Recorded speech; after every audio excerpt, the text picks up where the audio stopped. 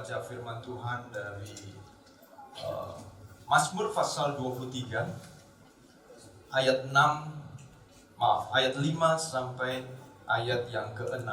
Kita baca 2-3. Engkau menyediakan hidangan bagiku di hadapan lawanku. Engkau mengurapi kepalaku dengan minyak, pialaku penuh melimpah. Kebajikan dan kemurahan belaka akan mengikuti aku seumur hidupku, dan akan diam dalam rumah Tuhan sepanjang masa. Mari kita berdoa. Bapa di surga, kami mengucap syukur firman-Mu yang telah Daud ekspresikan melalui Mazmur, dan itu datang kepada kami semua. Kalau kami melihat Daud seorang raja yang sukses, yang berhasil, dan sekalipun ketika gagal jatuh, Tuhan mengangkat kembali namanya karena dia melekat dengan hati-Mu. Itu sebabnya ya Tuhan, kami meminta Roh Kudus yang sama yang mengurapi Raja Daud untuk menyampaikan Mazmur ini, untuk menyampaikan kepada kami menjadi firman yang relevan buat setiap kami hari ini ya Tuhan. Demi nama Yesus Kristus dan bersyukur dan berdoa. Amin. Silakan duduk kembali saudara-saudara. Terima kasih sekali lagi buat kesempatan untuk menyampaikan kebenaran firman Tuhan. Dan saya senang sekali bisa bertemu dengan saudara-saudara. Pendahuluan yang membuat saya merasa beban berat saudara-saudara. Tetapi saya ingin menceritakan sedikit bahwa di dalam hidup kita ini kita harus selalu belajar. Amin. Sampai Tuhan menjemput kita, itu kita selesai belajar. Karena kalau kita berhenti belajar, berarti sebenarnya kita berhenti hidup. Sebab hidup itu adalah perubahan. Dan kalau kita tidak mau belajar, maka kita akan ditinggalkan. Sebab hidup itu sendiri adalah perubahan. Kalau tidak ada perubahan, sebenarnya tidak ada hidup. Saudara kalau perhatikan, tanaman dari waktu ke waktu tetap sama. Itu kemungkinan tanaman plastik. Ya kan? Betul kan? Tetapi kalau tanaman yang hidup, itu pasti ada perubahan, saudara. Dan itulah ciri bahwa dia hidup. Kalau saudara mulai melihat perubahannya mulai lambat, daya hidupnya juga mulai lemah. Itu sebabnya saudara dan saya tetap harus belajar sepanjang kita hidup. Dan sekali lagi saya senang pagi hari ini, saudara, saya ingin menyampaikan kebenaran firman Tuhan yang saya beri judul Menemukan Rumah yang Sejati. Orang Indonesia itu, saudara, termasuk orang yang rasa tenang, rasa pokoknya ya masa depannya udah lega lah kalau punya apa, saudara? Punya rumah. Itu orang Indonesia, saudara. Punya rumah. Rasanya tuh kalau sudah ada rumah, ngomongnya kalau belum punya rumah itu gak apa-apa dah, kecil-kecilan, yang penting milik sendiri, gitu ya saudara ya. Gak apa-apa dah, pokoknya itu punya sendiri. Nanti kalau sudah punya sendiri, aduh kok rumahku kecil ya. Nah itu manusia ya saudara ya. Kita ingin lebih lagi. Nah saudara, tetapi biasanya ini budaya orang Indonesia punya rumah. Kenapa? Karena orang Indonesia adalah orang yang tipikal family minded, begitu saudara.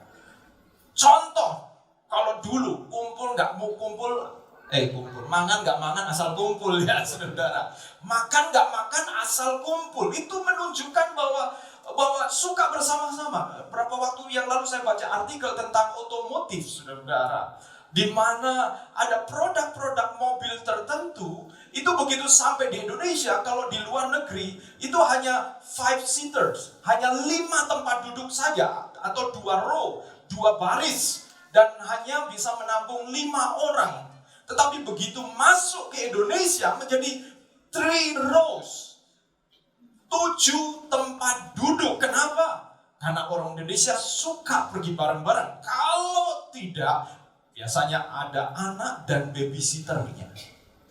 Mengapa sebuah produk mobil tertentu yang punya tempat duduk 11 dari merek tertentu itu di Indonesia bisa laku? Kalau misalnya saya pergi ke Filipina, banyak mobil sedan, Malaysia sedan, tetapi di Indonesia itu kemudian MPV, bahkan SUV itu menjadi 7-seater. Kenapa?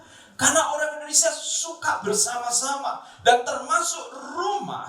Orang Indonesia rasa lega kalau mereka punya rumah. Itu sebabnya saya mengajak kita merenungkan bahwa sebenarnya bukan hanya soal rumah yang ada di bumi ini, rumah yang kita bisa lihat oleh mata, tetapi ada rumah yang saudara harus tahu bahwa saudara juga akan menemukan ketenangan, menemukan keluarga kalau saudara bisa menemukan rumah yang sejati ini. Apa itu rumah yang sejati?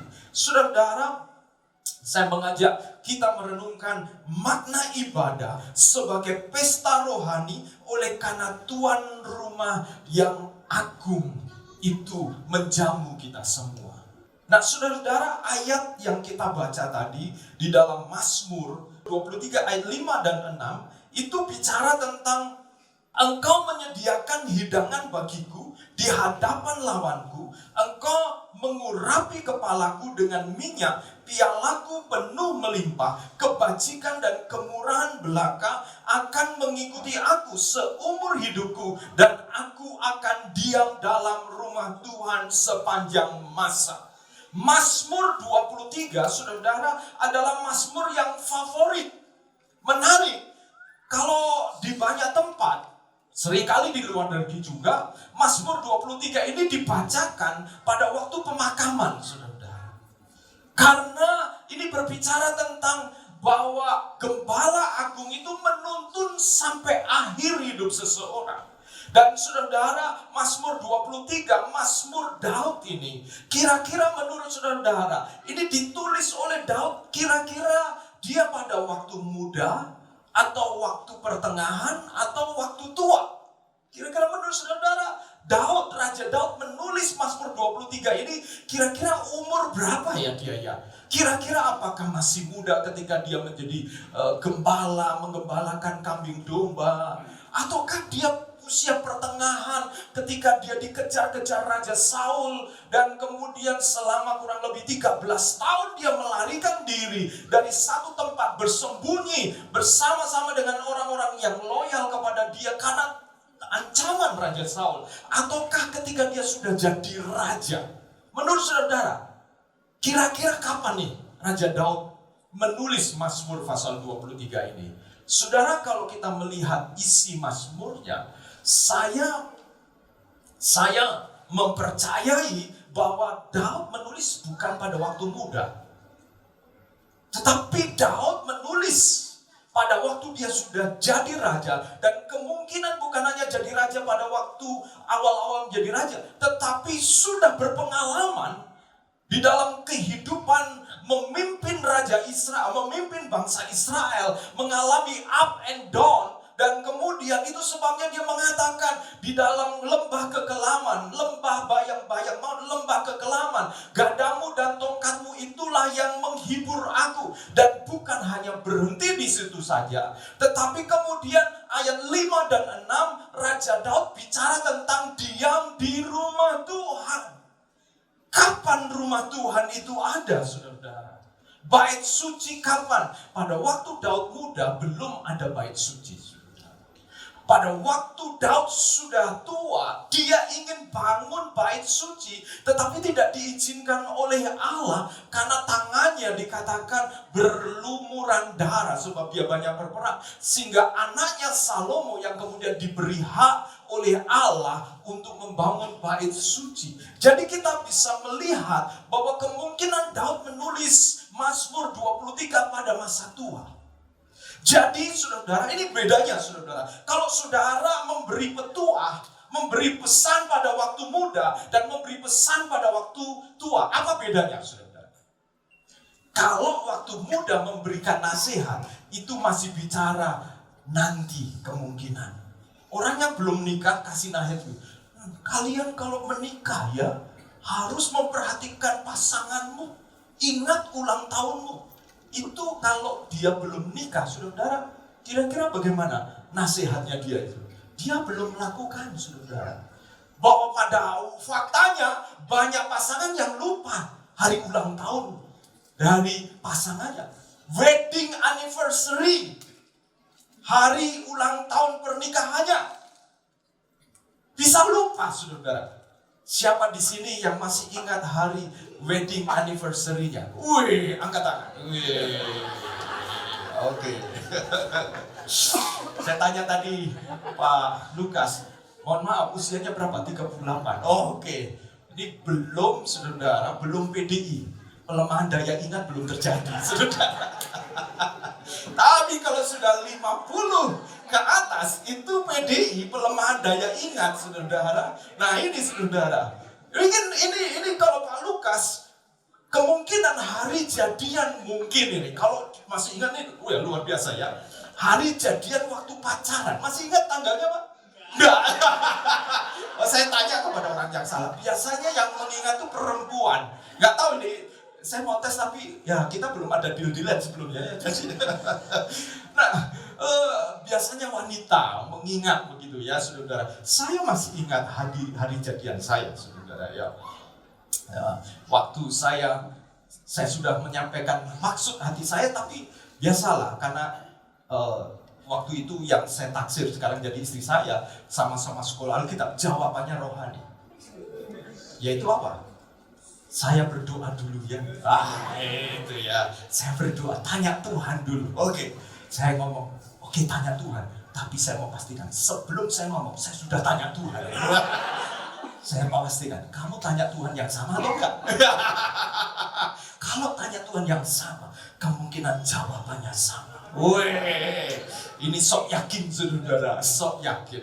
Ya harus yakin. Karena kalau saudara mendekati seseorang, jatuh cinta kepada seseorang, nggak yakin, jangan dekati. Ya, itu namanya coba-coba, saudara. Nah, saudara, pada akhirnya waktu dia mengatakan, Kak, sore hari ini kita bisa ketemu ya. Wow, saya jantung hati saya dok. Wah, ini jawabannya ya atau tidak. Dan hari itu ketika dia mengatakan, ya, kita coba jalan dulu. Saya ingat tanggal itu, saudara. Tanggal berapa, saudara? Tanggal 12 November tahun 1994. Hari itu sepertinya I believe I can fly.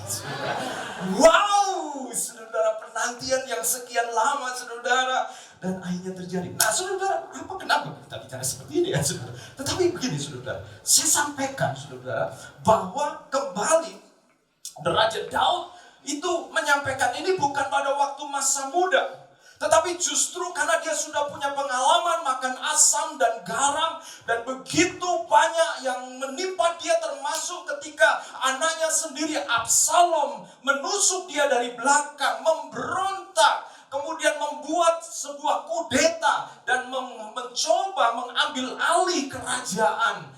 Itu anaknya sendiri, kebanggaannya yang paling dibanggakan, paling ganteng, rambutnya luar biasa dan gagah, saudara. Tetapi orang yang sama justru kemudian adalah orang yang kemudian membuat Daud harus lari dari istana dan kemudian bersembunyi karena dia tidak mau berperang dengan anaknya sendiri. Kalau saudara jadi Daud, saudara, hatimu pasti sudah mengalami berbagai macam hal yang rasanya hidup ini tidak selesai-selesai. Tetapi ketika dia menulis Mazmur 23, ini yang saudara dan saya harus tahu, supaya masa tua saudara akan sama seperti Daud yang dapat mengakhiri pertandingan iman kita dengan baik. Amin, saudara.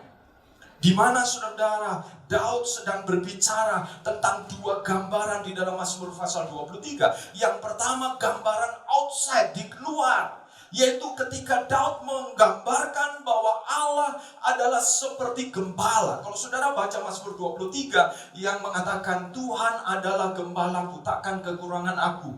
Ia membaringkan aku di padang yang berumput hijau. Ia menuntunku ke air yang tenang. Saudara-saudara, perhatikan kalimat yang dari pasal 1 sampai ayat 1 sampai ayat 4. Daud berbicara seperti Tuhan adalah gembalaku. Dia sedang menggunakan kata dia, ia membaringkan aku. Itu saudara kalau belajar bahasa, ketika kita ngomong iya, itu saya seperti ngomong dengan saudara, lalu ngomong tentang istri saya, kan saya ngomong, iya istriku. Betul ya? Ini yang kemudian disebut sebagai personal pronouns, itu kata ganti orang ketiga tunggal. Dia. Biasanya kalau kita menceritakan tentang dia, itu kita sedang bersaksi tentang dia. Dia itu ciamik. Gak mungkin nih Pak Lukas sama istrinya ngomong, istrinya siapa namanya? Selfie ya tadi ya sebutkan. Selfie, dia itu ciamik. Oh, ini maksudnya memuji istrinya, ngomong dia. Sudah gak mungkin. Maka ketika kita mengatakan dia, Daud sedang menceritakan Allah sebagai gembala kepada umat Israel. Dia, saudara, Daud sedang bersaksi. Itu 1-4. Lalu saudara, 5-6, itu Daud tidak ngomong dia lagi, saudara. Tetapi Daud menyebut Tuhan bukan dia, menyebut Tuhan engkau. Saudara mulai melihat adanya perubahan ayat 5-6. Daud tidak lagi sedang bersaksi, tapi kemudian Daud seperti masuk ke rumah Tuhan dan kemudian mengatakan engkau. Adanya perubahan. Ayat 1-4 Daud berbicara tentang pertempuran di luar sana, di padang. Dia seperti domba. Hidup saudara dan saya itu seperti dua hal ini.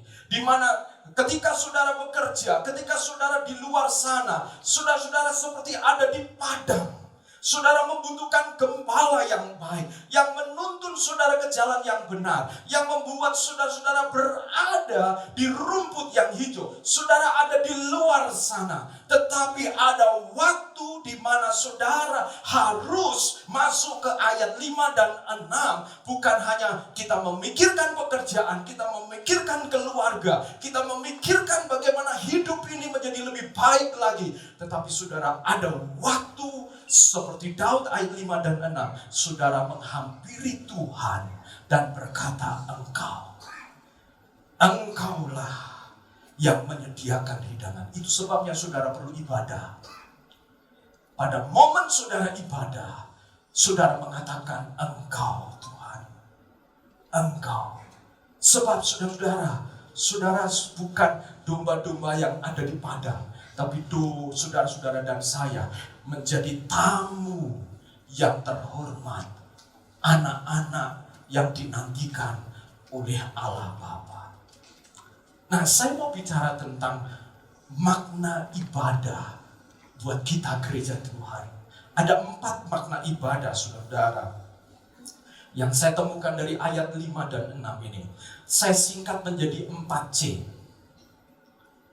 Kalau singkatan bahasa Inggris kadang-kadang lebih gampang ya saudara. Yang C yang pertama saudara yaitu kontrol, C yang kedua confidence, C yang ketiga comfort, C yang keempat companion. 4, kontrol, confidence, comfort, companion. Apa itu kontrol saudara-saudara? Yang pertama saya mau mengajak saudara untuk bicara tentang kontrol. Saudara kalau ibadah, saudara-saudara apa sih arti ibadah? Ya datang ke gereja, ya kita ketemu, tadi ini adalah bulan CG. Saudara, di dalam CG adalah bentuk ibadah dalam bentuk yang lebih kecil. Tetapi saya tidak mengatakan CG itu duplikasi dari ibadah. Karena CG itu seperti saudara, CG itu kalau saya kategorikan Mazmur 23, CG itu seperti saudara menikmati ayat 1 sampai ayat 4. Tuhan adalah gembalaku. Saudara diberi makan. Oh loh Pak, waktu kita mendengar khotbah hari Minggu, iya, saudara mendengar firman Tuhan, tetapi firman Tuhan ini seperti kita makan bersama. Makan umum. Saudara kalau makan umum, makan secara bersama-sama. Kadang-kadang anak kecil, ketika saudara ajak makan bersama-sama, makanannya kepedesan, buat anak kecil gak bisa. Kadang-kadang gak ngerti, gak nyambung gitu. Itu Pak Pendeta ngomong apa ya? Kadang-kadang buat orang yang baru ke gereja, saudara kalau yang sudah lama saudara menyembah Tuhan, tutup mata, saudara gak pusing. Tapi yang baru kenal Tuhan, tutup mata lama-lama, setelah itu bisa geliang, saudara.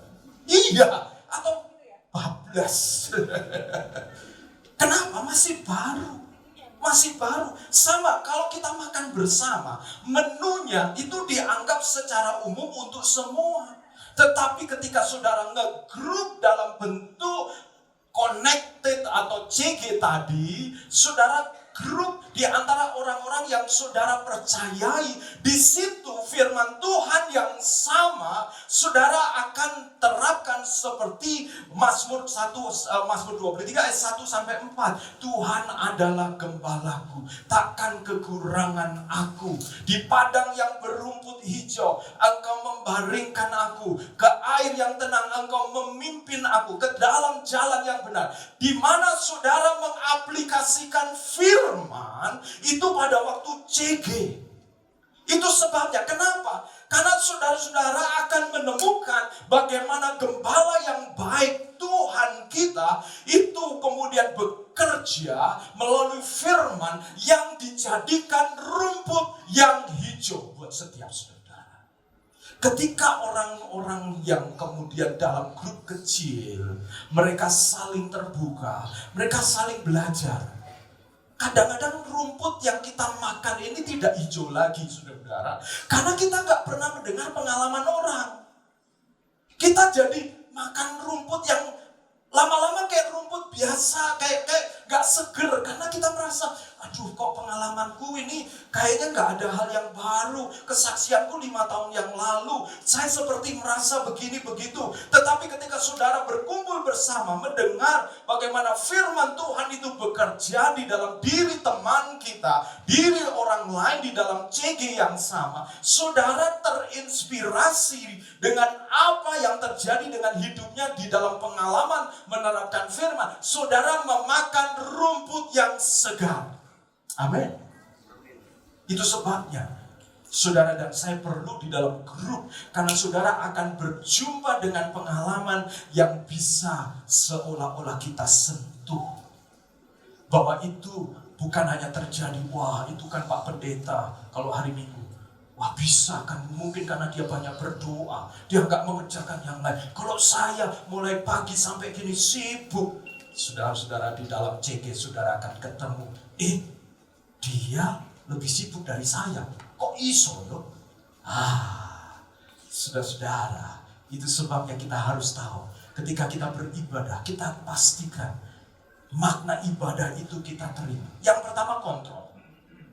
Kontrol. Kenapa saudara? Ayat 5 mengatakan begini, Engkau menyiapkan pesta bagiku di depan mata lawanku. Ini dalam terjemahan bahasa Indonesia sehari-hari. Itu engkau menyiapkan pesta. Terjemahan baru mengatakan engkau menyediakan hidangan di hadapan lawan-lawan. Kata engkau itu saya garis, saya highlight. Engkau itu siapa engkau itu? Tuhan, saudara. Saudara-saudara, ayat ini berbicara, Daud mengatakan engkau. Tuhanlah yang menyediakan hidangan di hadapan lawan. Tuhanlah tuan rumah di dalam setiap ibadah kita. He is the host. Dia adalah tuan rumah. Saudara agak sulit karena Tuhan itu adalah roh. Tapi saya mau mengajak saudara membayangkan, kalau saudara misalnya bertamu ke rumah seseorang, saudara akan bisa membayangkan bagaimana kondisi perjumpaan, pertemuan ketika saudara bertemu. Karena saudara sudah mengenal tuan rumahnya. Kalau saudara-saudara tuan rumah yang saudara sudah kenal, itu akan menentukan bagaimana kehangatan yang terjadi, saudara-saudara. Tuan rumah di dalam ibadah kita adalah Allah sendiri. Bukan Pak Lukas, saudara. Pak Lukas dan saya kalau jadi gembala, saya ini seperti pembantunya Tuhan yang mempersilahkan, mari Pak, mau ketemu siapa? Mau ketemu Allah Bapa? Mari Pak. Kita hamba Tuhan bukan seperti Absalom, saudara. Absalom, kesalahan Absalom itu apa, saudara? Absalom anaknya Daud, ketika rakyat mengalami kesulitan, mau ketemu Daud untuk meminta penghakiman, nasihat, hikmat. Absalom cegah, kalian dulu mau kemana? Mau ketemu Raja Daud. Kami ada masalah. Gak perlu. Ceritakan kepada saya aja masalah apa. Saudara, Absalom mengambil hati rakyat dengan cara potong, di mana rakyat tidak punya akses lagi kepada Raja Daud karena kerinduan keinginannya adalah supaya Absalom yang menggantikan Daud, saudara. Saudara dan saya ketahuilah kalau kita berada pada posisi yang melayani Tuhan, sebagai pelayan Tuhan, koordinator apapun juga, tugas kita adalah kalau ada anak Tuhan, rakyatnya, warga negara Allah ingin ketemu Tuhan di dalam ibadah, kita adalah jelnya, kita adalah bagian yang membuat menjadi seperti oli yang membuat berjalan dengan lancar, sehingga kemudian berjalan dengan baik, saudara. Karena kalau saya hamba Tuhan dan berpikir kalau nggak ada saya ini nggak jalan, saudara, saya telah menggantikan tuan rumah yang sesungguhnya. Dan apa yang terjadi, saudara? Kenapa ada orang-orang yang berapa waktu yang lalu ada seorang hamba Tuhan yang gerejanya luar biasa di New York, rame luar biasa, tetapi one day dia diketahui selingkuh, saudara. Kenapa, saudara?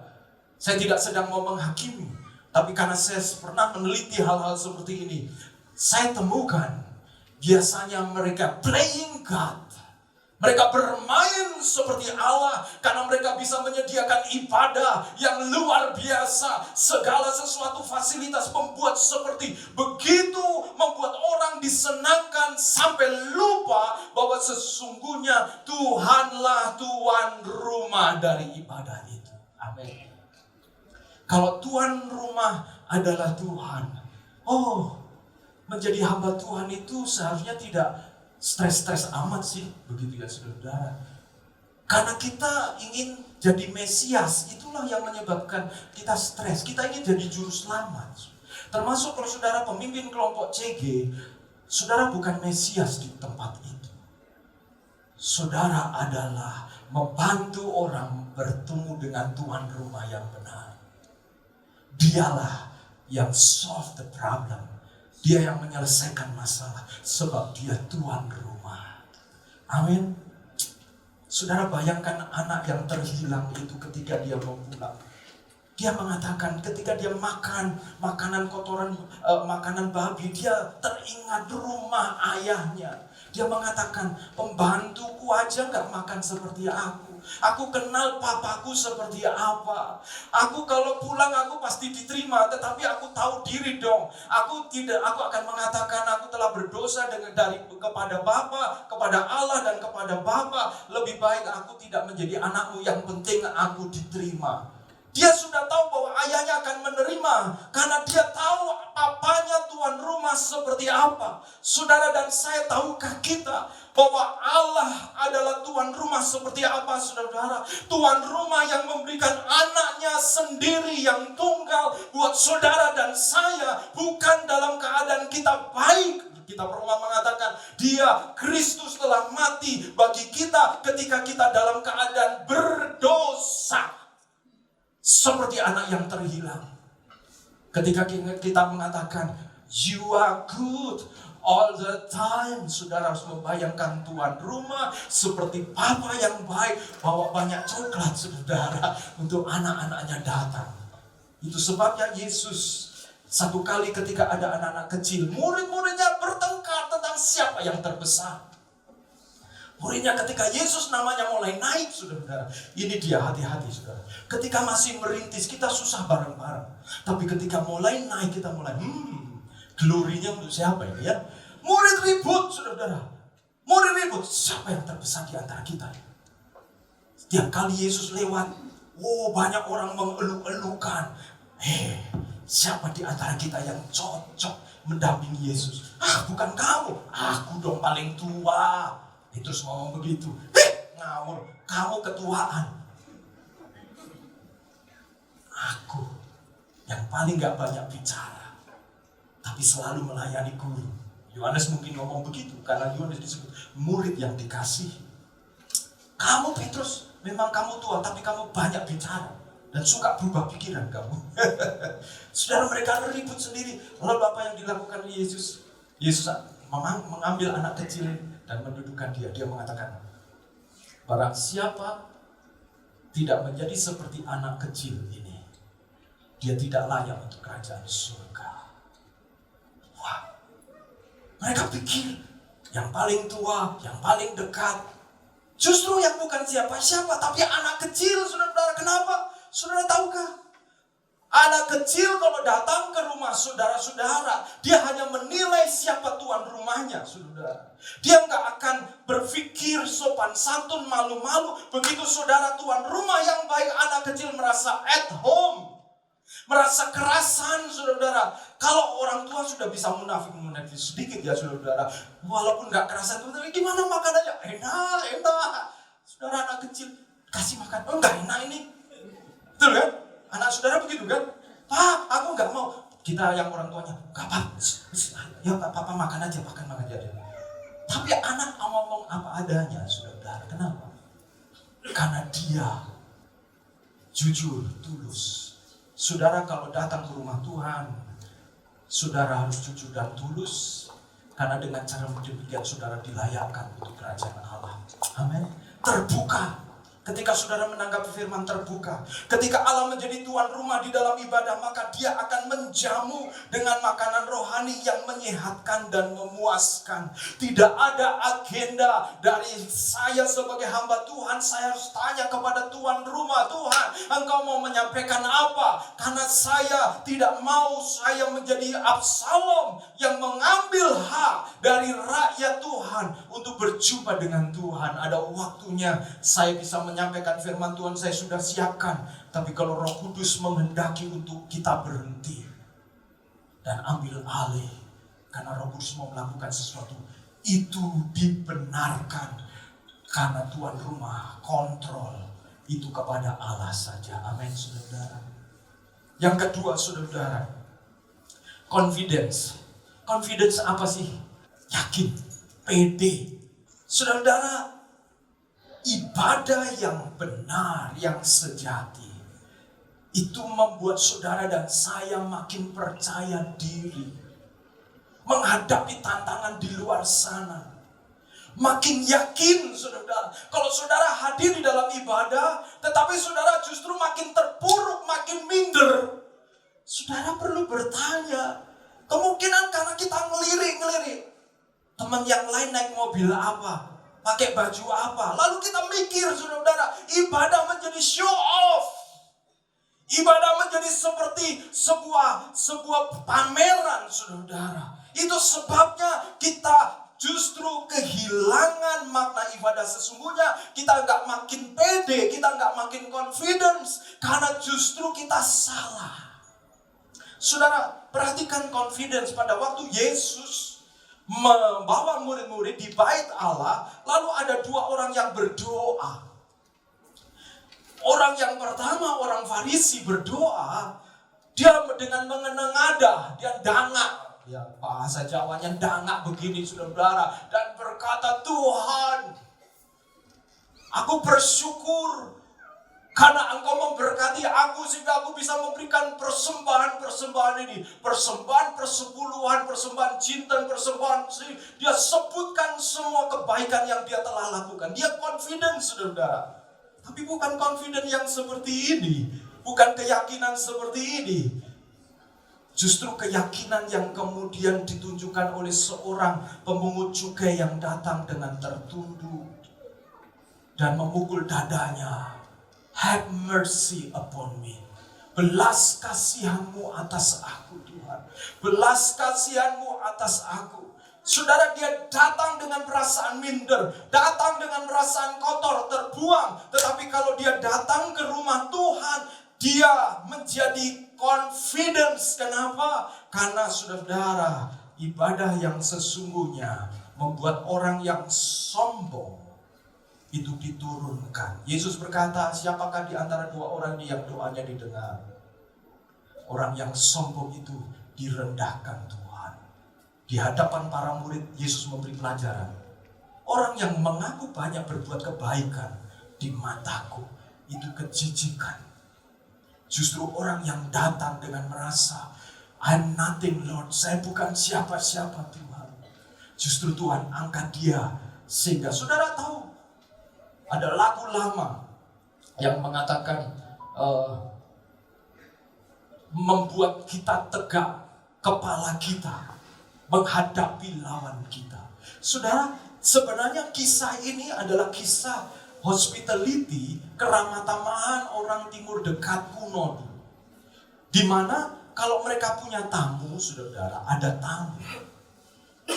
Orang yang datang itu, kalau itu tamunya saya, contoh di dalam Alkitab, kitab Kejadian, ketika dua malaikat Tuhan itu datang ke Sodom dan Gomora, mau bertemu dengan Nuh dan memberitahu Sodom Gomora akan dihancurkan. Yang terjadi, saudara, kemudian orang-orang yang kemudian melihat para malaikat ini ganteng-ganteng, mereka yang homo, lalu mereka tertarik dan mereka kemudian ingin mengambil tamunya Nuh. Nuh kemudian mengatakan, no way, karena dia adalah tamuku.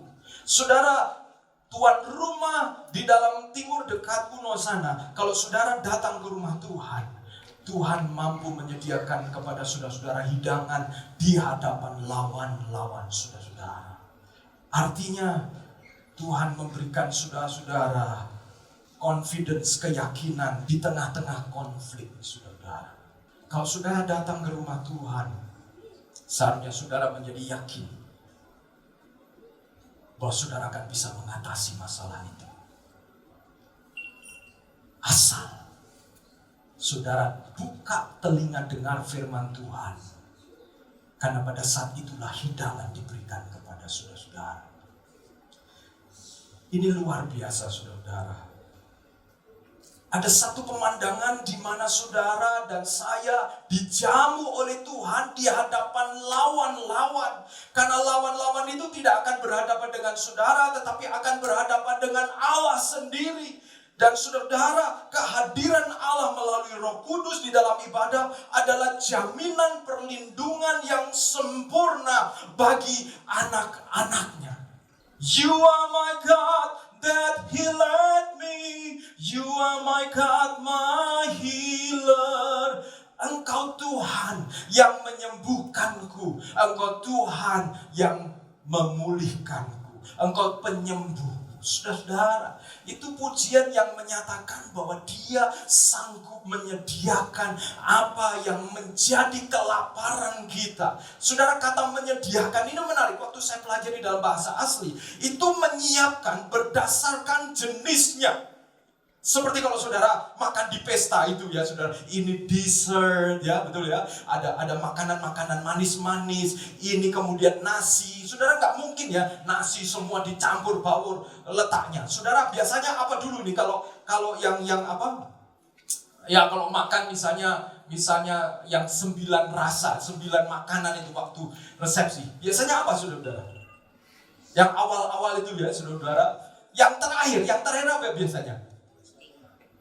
Es buah. Sebelum es buah apa? Kalau enggak mie, nasi goreng. Betul ya? Betul ya? Dimana saudara sudah kenyang. Biasanya nih yang saya perhatikan, nasi goreng dan mie ini yang sisa-sisa saudara ya. Jadi itu yang terakhir. Kata menyediakan itu seperti ini. Tuhan tahu menyenangkan saudara. Pak, gimana Pak? Aku ini mengajarkan Tuhan. Enggak, ini hubungannya seperti saudara. Dia Bapak kita dan kita anak-anaknya. Bukan menyenangkan kayak orang bekerja kepada majikannya. Tuhan bukan pembantu kita, bukan. Tetapi Tuhan mengasihi saudara dan saya. Sehingga dia menyediakan makanan by kategori. Melalui kategori. Kalau saudara belum bisa makan makanan keras, Tuhan akan berikan makanan kepada saudara yang cocok untuk saudara-saudara. Asal hatimu reseptif, hatimu mau menerima, hatimu punya harapan. Saya mau Tuhan Tuhan memberikan jawaban untuk saya. Setiap kali saudara datang ke rumah Tuhan dan saudara punya harapan seperti itu, saudara akan bisa menerima firman sesuai dengan kategori. Karena dia menyediakan by kategori. Kata menyediakan di situ luar biasa. Itu sebabnya kenapa saudara perlu ketemu CG. Karena ibu dapat firman yang berbeda, firman yang sama, tetapi ketika diterima, Roh Kudus akan menolong untuk memahami sesuai konteksnya. Satu. Ketika kita ketemu bersama-sama, kita nih jadi kaya karena kita sharing apa yang masing-masing kita dapatkan. Nah, kalau saudara-saudara, ini biasanya kita kan maunya untung. Tapi kalau ibadah kita kok gak mau untung. Kenapa? Kita maunya dapat satu, pulang bawa satu tok. Karena kita nggak CG. Ketika saudara CG, pulang bawa, saudara selesai ibadah, dapat kebenaran satu sesuai dengan kebutuhan konteks saudara. Karena dia yang menyediakan hidangan. Tapi ketemu, Ci, Leli, kira-kira apa firman Tuhan yang kamu dapat? Oh, aku dapat gini. Oh iya ya, aku kok nggak dapat. Aku nggak kepikir itu ya. Saudara tambah, makanannya tambah. Saudara kalau pesta, saudara mau makannya cuma satu tok ya. Kan enggak, disediakan 9 macam.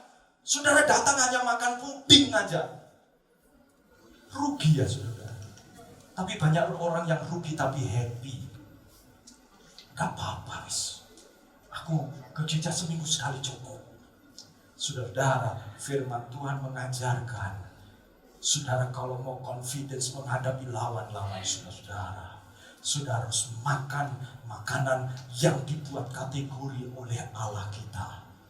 Dan menarik, di hadapan lawan-lawanku, Tuhan mau demonstrasikan kepada saudara-saudara how good it is. Betapa baiknya dia, betapa dahsyatnya dia, betapa luar biasanya. Apakah saudara tidak mau menyembah Tuhan yang mau mendemonstrasikan dirinya, kuasanya, kedaulatannya di dalam hidup saudara dan saya? Jangan jadi orang Kristen yang penonton doang. Jadilah pemain yang mencetak gol. Yang kadang-kadang gulung-gulung jatuh gak apa-apa, tapi sukacita mencetak gol itu lebih luar biasa daripada hanya beli tiket dan nonton tepuk tangan saja. Jadilah semua pemain di dalam kerajaan Allah. Amin. Ambil bagian di dalam pelayanan, ambil bagian di dalam pekerjaan Tuhan. Kenapa? Pak, aku gak pede. Saudara, kalau terus datang di dalam rumah Tuhan sungguh-sungguh terbuka, Tuhan akan membuat saudara yakin. Sebab dia yang menyediakan hidangan bagi kita. Yang ketiga, saudara, comfort. Allah melalui ibadah memberikan pemulihan dan sukacita. Engkau, ayat 5, mengurapi kepalaku dengan minyak, pialaku penuh melimpah. Ini saudara, saya ingin membayangkan ini saudara. Karena Tuhan itu, dia Allah yang kemudian tamu, yaitu saudara dan saya, itu diurapi minyak. Minyak urapan, itu ada berbagai jenis. Tetapi minyak urapan itu punya fungsi. Yang pertama, kalau tamu itu menyatakan fungsi kehormatan. Biasanya wangi. Itu bukan seperti minyak goreng biasa begitu ya saudara. Itu kalau saudara diurapi, saudara lewat. Seperti minyak wangi yang mahal itu. Sereng dia diurapi. Orang kalau diurapi, itu orang-orang sekitarnya bisa merasakan loh saudara. Kalau dia berdoa kok lain yo. Waktu dia tumpang tangan kok beda ya. Kenapa ini saudara? Saudara harus tahu bahwa Tuhan itu mampu memberikan saudara comfort. Comfort itu apa? To give strength and hope, itu dalam Webster Dictionary, yaitu memberikan kekuatan dan pengharapan. Dalam bahasa Inggris, cheer up. Saudara tahu kalau di luar negeri sana ada permainan misalnya olahraga itu ada cheerleaders ya, yang biasanya cewek-cewek itu A, B, C, misalnya G, M, S gitu ya. Lalu kemudian untuk untuk apa? Menyemangati pemainnya. Saudara, Allah bukan hanya membuat saudara confidence, tapi ketika saudara bertempur dan siap bertempur, Allah cheer up saudara. Allah memberikan kepada saudara minyak pengurapan untuk saudara berperang dan berkemenangan. Amin saudara. Saudara dikatakan mengurapi kepalaku dengan minyak sehingga aku bau harum, sehingga aku dilayakkan bersama dengan tamu-tamu yang lain. Tetapi bukan hanya, biasanya ketika tamu itu diberi minyak urapan itu waktu masuk. Yang luar biasa, dikatakan bukan waktu masuk saja, tetapi pialaku penuh melimpah. Pada waktu sudah masuk, sudah duduk, dilayani, diberi minum, yang sampai air minumnya itu nggak pernah dibiarkan kosong. Sama seperti kalau saudara datang di wedding reception, biasanya saudara dilihat oleh pelayannya, begitu minuman saudara mulai tipis, dia akan datang kan? Betul kan? Dia datang tuang lagi. Ya mungkin itu trik ya saudara, supaya saudara kenyang dengan air ya. Tapi di sini bukan. Ini bukan trik saudara ya. Ini Tuhan memastikan bahwa minuman rohani saudara, Roh Kudus akan selalu dipenuhi. Penuh. Seperti Efesus saudara, pasal 5. Yang mengatakan hendaklah engkau penuh dengan roh, kata firman Tuhan. Kata penuh itu saudara, itu penuh yang peres, penuh yang, saya orang Jawa Tengah, penuh mencep-mencep gitu ya saudara. Apa yang kalau saudara taruh, misalnya taruh 1 bulir beras, jatuh di yang saudara penuhi di air yang penuh, dia ada tumpahan karena saking penuhnya. Tuhan mengatakan Dia akan memberikan kepada saudara-saudara. Kalau saudara kurang semangat, saudara datang kepada Tuhan, saudara memuji Tuhan, saudara ekspresikan, Dia akan mengisi jiwa saudara-saudara mencep-mencep penuh. Apa mencep-mencep itu ya saudara? Utuk-utuk ya. Luper, sampai luper. Coba lihat kanan-kanan. Kamu luper? Saudara, kalau luber itu wow, pulang ibadah wajahnya sumringah, utang masih ada, gak lunas langsung, tapi saudara diberikan kekuatan karena minyak urapan itu selain membuat wangi, minyak itu menyembuhkan. Minyak itu kadang-kadang ditaruh di binatang yang luka saudara. Tuhan juga menyembuhkan saudara ketika saudara datang di dalam ibadah dengan hati yang terbuka. Yang terakhir saudara, companion. Ayat yang ke-6 ini, kebajikan dan kemurahan belaka akan mengikuti aku seumur hidupku. Wow. Kata mengikuti ini saudara, dalam bahasa aslinya itu saya pikir kata mengikuti kayak ya ngikuti biasa gitu. Ternyata kata mengikuti ini adalah kata yang agresif saudara. Ini adalah kata mengikuti itu seperti seorang yang dibuntuti oleh musuh mata-mata. Jadi bukan hanya ngikuti, kalau nggak mau ya ditinggalkan, enggak. Kata mengikuti itu begitu agresif. Tuhan itu agresif untuk saudara mengalami kebajikan dan kemurahannya saudara. Sama seperti sales yang dia dapat target itu ya saudara. Begitu saudara masuk ditanya, perlu apa? Apa ya? Kadang-kadang kita rasa terganggu gitu ya saudara. Karena sales itu ngikuti kita terus ya saudara. Tetapi kata mengikuti itu begitu.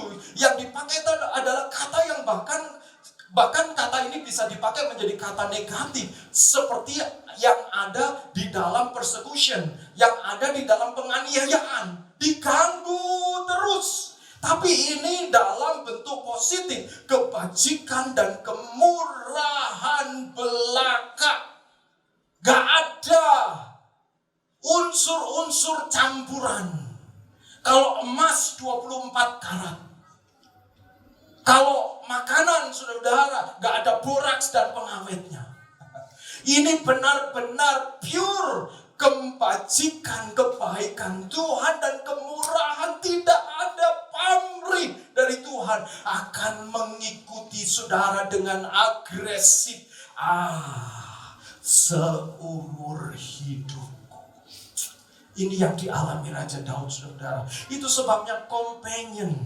Karena kata companion itu berarti one that accompanies others. Yang saling, yang menemani. Bagaimana saudara mengalami kebajikan dan kemurahan Tuhan?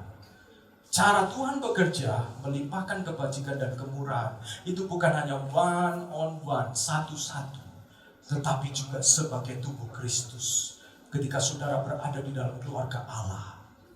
Ketika saudara sakit dikunjungi oleh rekan-rekan, sahabat-sahabat satu gereja. Itu kebajikan dan kemurahan Tuhan dinyatakan di situ. Itu sebabnya saudara ber-CG supaya saudara tadi belajar mengalami kebajikan dan kemurahan. Kok saya iklannya banyak ya saudara? Enggak, karena saya gembala juga. Saya tahu banyak orang-orang jemaat yang kami layani yang hidupnya menjadi makin dewasa. Kadang-kadang kita gesekan saudara-saudara di CG ini. Kenapa? Karena makin dekat ya makin nempel ya saudara-saudara. Gesekan itu terjadi nggak karena jarak jauh. Kalau saudara jarak jauh, ya puji Tuhan, apa kabar Ci? Baik ya, udah pulang selesai gitu. Tapi begitu saudara ada di dalam sebuah komunitas yang lebih dekat, saudara, disitulah baru terlihat perbedaannya. Satu suka pedes, satu gak suka pedes. Satu suka rame, satu suka tenang. Itu ketemu gimana saudara? Sama seperti saudara menikah. Suaminya ingin kalau tidur lampunya terang, isinya ingin lampunya mati. Gimana saudara? Satu, bingung saudara.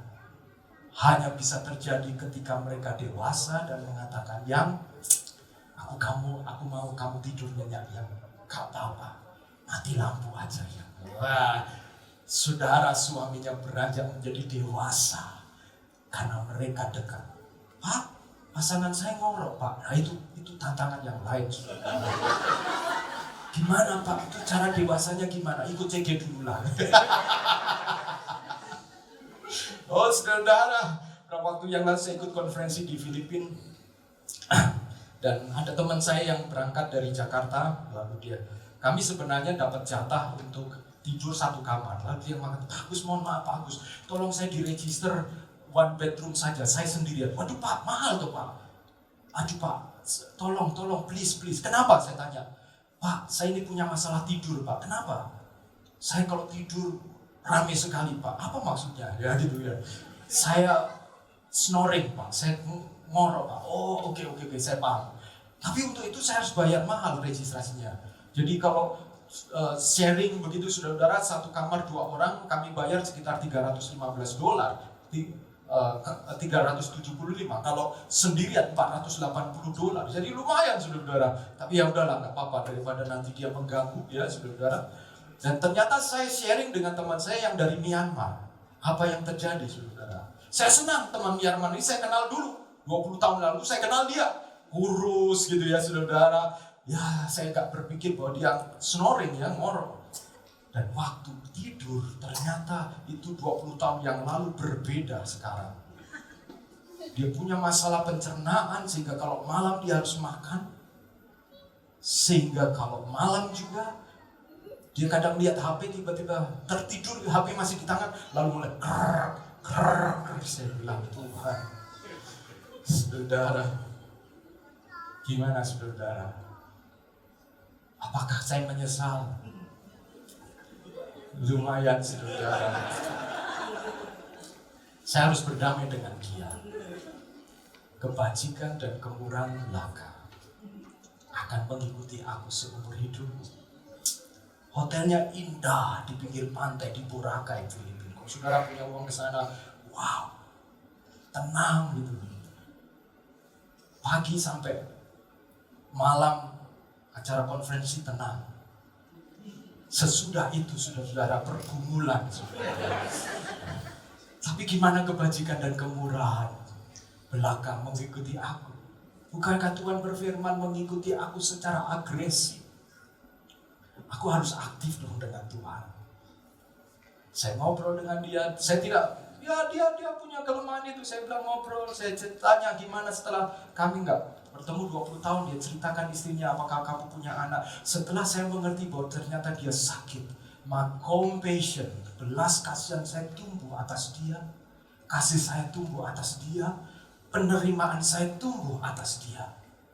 Sehingga malam itu saya bisa shalom. Tidur dengan tenang sekalipun ada musik yang kadang gak beraturan, saudara. Ritmenya itu kadang-kadang kalau dia kesel, dia tapi saya senang. Saya bisa tenang. Kenapa, saudara? Bukankah saudara percaya firman Tuhan ini bahwa kebajikan dan kemurahan belaka akan mengikuti saudara, termasuk dalam situasi yang saudara tidak harapkan. Allah lakukan ketika saudara beribadah. Dia akan menyatakan diri. Dan saudara-saudara, pada akhirnya malam kami tidur bersama 5 hari, saudara. 5 hari. Betapa penganiayaan yang luar biasa, saudara. Tapi malam kedua ketika saya tanya bagaimana kondisi Myanmar setelah terjadi kudeta dari pemerintahan militer, sekarang saya kemudian wow, gereja Tuhan di sana betul-betul tertekan. Belas kasihan, saya bilang it's okay. Ada kesempatan untuk tidur bersama dengan teman Myanmar, untuk dia bisa menikmati hotel mewah. Gak apa-apa. Saudara tahukah, saudara, kedewasaan kita tumbuh justru ketika kita dekat. Mungkin kalau saya dengan memilih, saya tambah uang deh, saya pindah kamar yang lain, saya tetap Agustinus Dermawan yang sama pada waktu saya datang ke hotel. Saya tidak pernah mengerti cerita Myanmar seperti apa, dan tidak pernah mengerti bagaimana saya bisa mengalami kebajikan dan kemurahan Tuhan.